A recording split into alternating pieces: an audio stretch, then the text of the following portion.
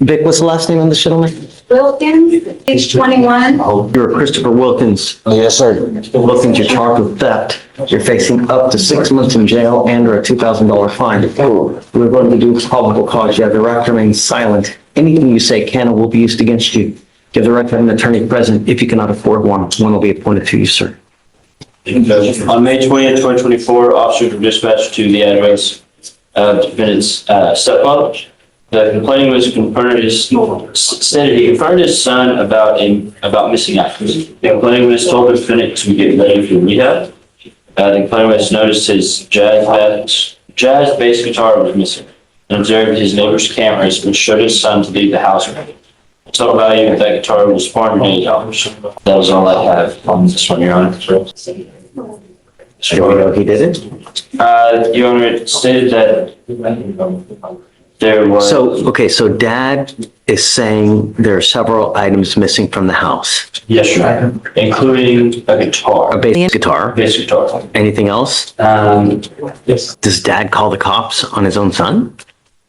No, Your Honor, it was. Stop. Well, my fault. Stop. Don't Fault. say a word. Are you losing? So why talk? I'm not sure how the police were contacted here, Your Honor. It just says that they met and spoke with the complainant. Another report written like it's just going through a drive-through. So, Your Honor, the only thing I would say is, just based on events, the defendant had initially declined any of the allegations, but later told his mother that one of the items that was stolen, which was a bicycle, was later stolen from the defendant when he left it at his store. But here he's charged with a bass guitar. What the heck? I have a pet lizard named George. Really? Mr. Wilkins, I'm going to find there's no probable cause to go forward in your case. This life is a very short life. And when you start racking up convictions, it really hoses you. It's really hard enough as it is as a black man in today's society. And when you start racking up convictions, especially theft convictions where you branded a thief, do you think it helps? No, it doesn't. Get into school, get some knowledge, get a degree, find something to do, and make a lot of money. That's what life's about. Not ending up in court with a theft charge. You know what I mean? If you have a drug problem, address it before it becomes a real issue and it takes a hold and grabs you by the boo-boo. You know what I mean? Plenty of people in there. We don't need any more. Please. What happened with upstairs? We're gonna go on a 15 months deferred down here, and everything's gonna get resolved. They're going to dismiss that one in exchange for this one? And And the reason? Got it. Okay. You know, there's not many times that you're going to be afforded this kind of deal where they're going to dismiss a felony in exchange for a plea on a misdemeanor. So I would be very, very careful. If all this stems from self-control or usage of dope or alcohol, I mean, really, there's some people when they drink, they become the life of the party. They're happy, they're fun to be with, they crack jokes. And then there's some people that turn into the devil incarnate. If that's you, then this should be a wake-up call. If it's not, what's it going to take, 25? You're charged with two very serious offenses. You have the assault down here, you've got the assault upstairs. They're going to dismiss that felony assault in exchange for this one. You're entering into a very serious probation where it's a 15-month deferred. This is a type of agreement where if you complete it successfully, you do not end up with a conviction on your record, but it's not dismissed. If you complete it, there's no conviction, but you can't tell people it was dismissed. It's not dismissed, just you complete it successfully, you don't end up with a conviction on your record. And you need to understand that there's still an affirmative finding of family violence. You pick up another one of these, you're looking at a third-degree felony, another 2 to 10 at the penitentiary. Do you understand? You can also never own a gun or ammunition as a result of this plea bargain agreement as well. Do you understand? Is this what you want to do? You give up nearly every right known to man by entering into this agreement saying, look, I'm going to make it, and if I don't, you can put me in jail for an entire year. That's the agreement that you're entering into now. So for you to complete this successfully, you must do a batter's intervention prevention program. This is a tough one. This is a class that you have to attend once a week for 18 weeks. If you miss it, they're going to kick you out of the program. If you get kicked out, we issue a warrant for your arrest. We'll have a hearing here to see if you violated. No drugs, no alcohol. You will be tested like crazy to ensure that you're not using. You must also do a TRAS. This is an evaluation to see what other conditions you may need. If they assess other conditions, you must fulfill them as well. 20 hours of community service, $100 one-time donation to the family violence provider, no threatening or harassing abusive contact with Mr. Cockrell. Do you have children? I think that in lieu of community service, I would like to do a parenting class. And if she does a parenting class, then I'll waive the community service. You give up the right to a trial, right to compel witnesses to testify on your behalf, confront and cross-examine your accusers. If you're not a citizen, there are possible immigration consequences. You can be deported, excluded from the country, denied naturalization. You give up the right to appeal. So once you accept this agreement, you're stuck with this until you complete it successfully or it gets revoked. Do you understand? I like to reward people. I like to encourage people to do well. And what I normally do is, if you do well in this agreement, if you don't test positive for dope or alcohol, you get all your classes done and you're nice to everybody, I'll take you off in half the time. Okay. So you can be done in half the time. If most, just be nice. Don't pick up any new cases and don't use. You understand? Is this what you want to do? How do you plead to the offense of assault of a family member? Guilty or not guilty? I'm not going to find you guilty now, Miss Loyola. I'm going to wait essentially for 15 months to see if you're able to comply with this. As part of this agreement, the possession of marijuana will be dismissed, and your other case upstairs will also be dismissed as well. Do you get child support for the children, or? Okay, cut her fees. It's never about the money. I don't care about the money. I care about you doing what you say you're going to do and showing up and doing it on time. The worst possible thing you can do is either pick up a new case or abscond. You just take off. That's an instant warrant in this case. You understand? So if you ever have any problems, come back. We can always work through it. We can talk about it. But just doing nothing and taking off, it's the worst thing that can possibly happen. All right. So I'll follow the agreement, send it to everything. Good luck to you, ma'am. Good morning, Ms. Blewett. Ma'am, you're charged with assault of a family member. You're facing up to a year in jail and or a $4,000 fine. We're going to do probable cause. You have the right to remain silent. Anything you say can or will be used against you. You have the right to have an attorney present. If you cannot afford one will be appointed to you, ma'am. Okay. Thank you, Judge. On March 31st, 2025, in Harris County, Texas, officers were dispatched to an assault in progress call. The officer met with complaining witness one, who stated that he, the defendant, and the other complaining witness were in a polyamorous relationship. The first complaining witness stated that the defendant had sent numerous texts and calls and showed up unannounced at the residence. The first complaining witness stated the defendant struck him in the face, while the defendant had a phone causing pain and a tooth to become loose. The second complaining witness stated the defendant arrived at the residence, and while complaining witness one was trying to calm down the situation, the defendant struck complaining witness one in the face, and in the process of breaking the fight, the second complaining witness was struck in the shoulder, causing pain. But we only have the assault on the gentleman, correct? The assault's only on the, I'm sorry? The gentleman. I believe so, You Your only got Honor. one count. Yes, Your Honor. Okay. Ms. Blewett, I'm going to find that there's sufficient probable cause to go forward with your case. I'm ordering you, there's a protective order that has been issued in this case. You need to get to know it. If you do something to violate the protective order, the state can and probably will file additional charges against you. Do you understand? Yes, sir. I'm ordering you not to have any contact with this person and not to be in possession of any weapons. If you violate this, I will revoke the bond, put you in jail. No more PR bonds for you, man. Do you have the ability to hire a lawyer? Court appointed lawyer. Court appointed. Do you have the ability to hire a lawyer? Okay, I can have you fill out an application. I'll take a look to see if you qualify.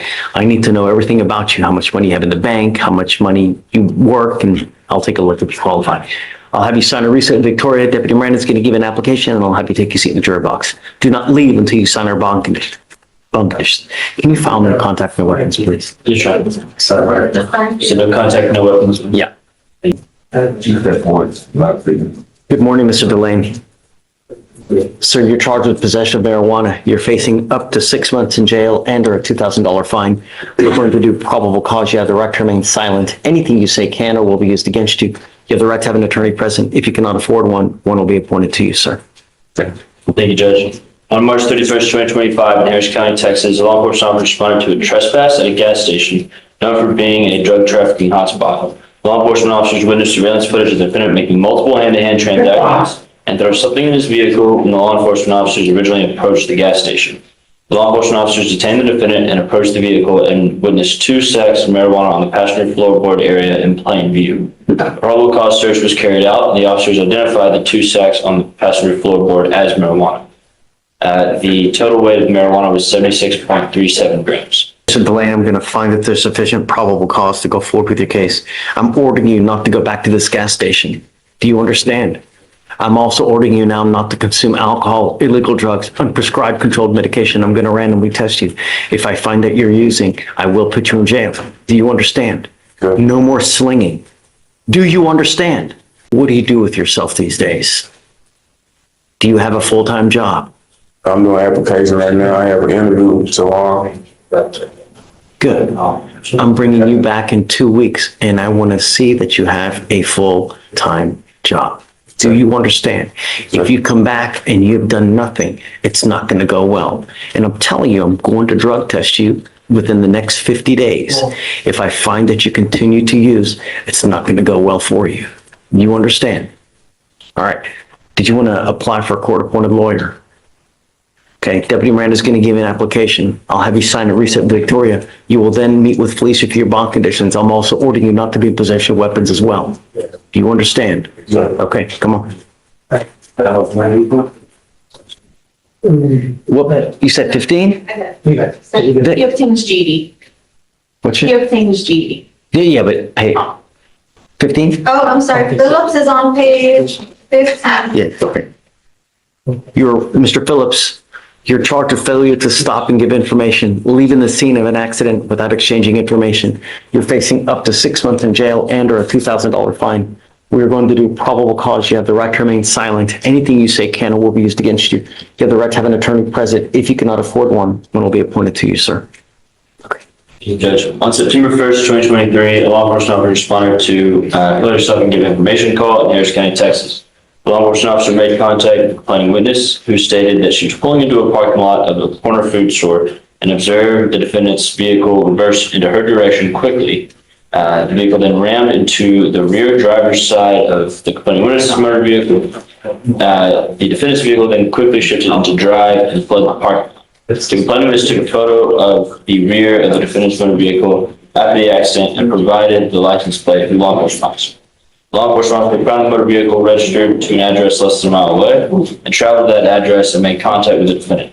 The defendant stated he was at the food store reversing out of the parking lot and struck the complaining witness. The defendant stated he fled without providing information because he did not have a driver's license.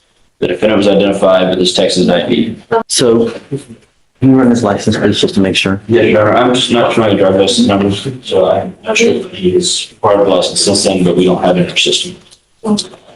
If you do not have a license, do not drive. I don't care what's going on in your life.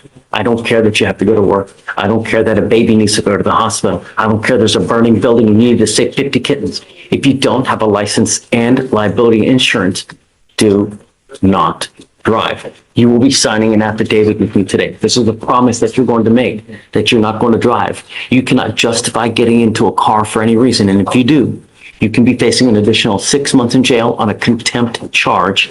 Every time you drive, it's an offense in and of itself.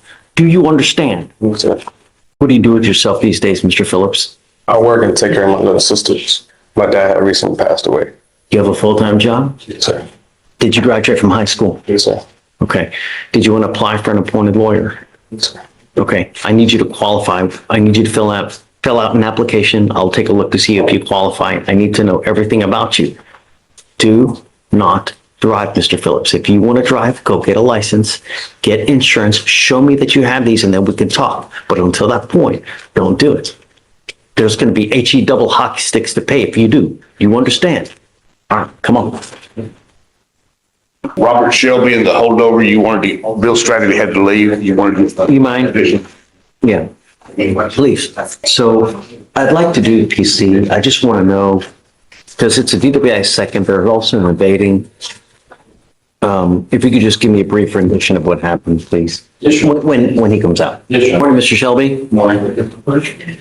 So your lawyer was here before I got here, and he had to leave to go to a funeral. So I wasn't able at that time to do conditions, but I want to put bond conditions on you because you now stand charged with a driving while intoxicated, second offense. You're also charged with evading arrest in a motor vehicle, which that one is a third-degree felony. You're facing up to a minimum of 2 years, a maximum of 10 years in prison under Texas in the TDCJ. So can you please give us, you have the right to remain silent. Anything you say can or will be used against you, sir. Good judge.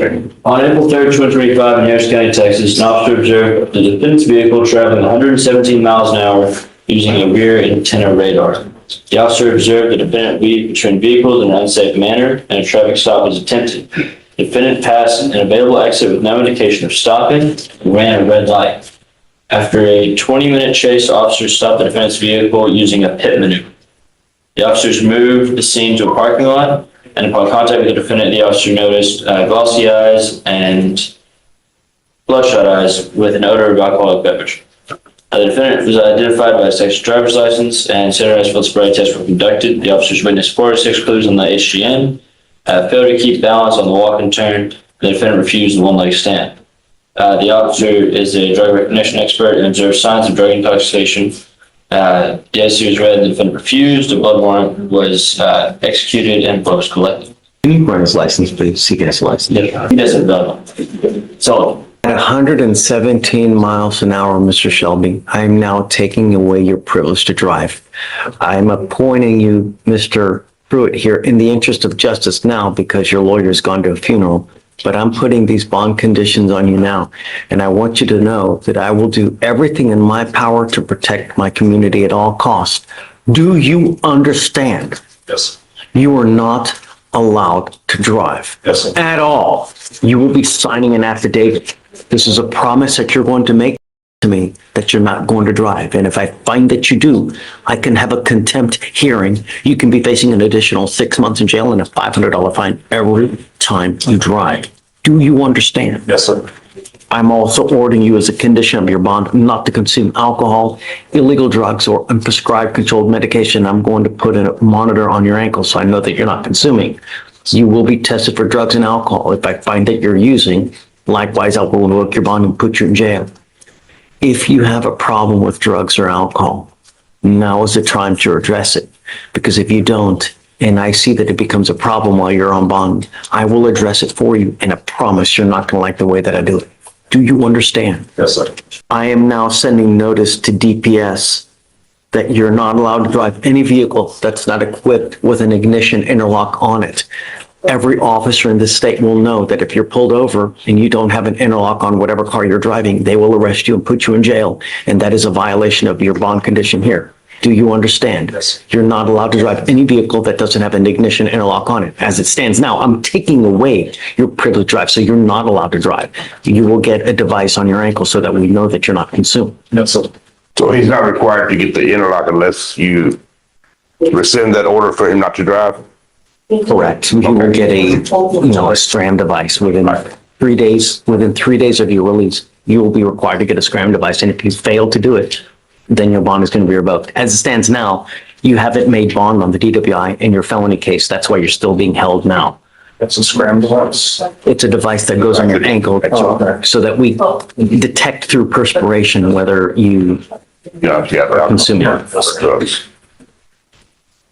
All right. I just wanted to bring you out to give you notice of the condition that we're placing forth on you now. All right? Okay. All right. So we need him to sign this and then sign with Fleischer and then.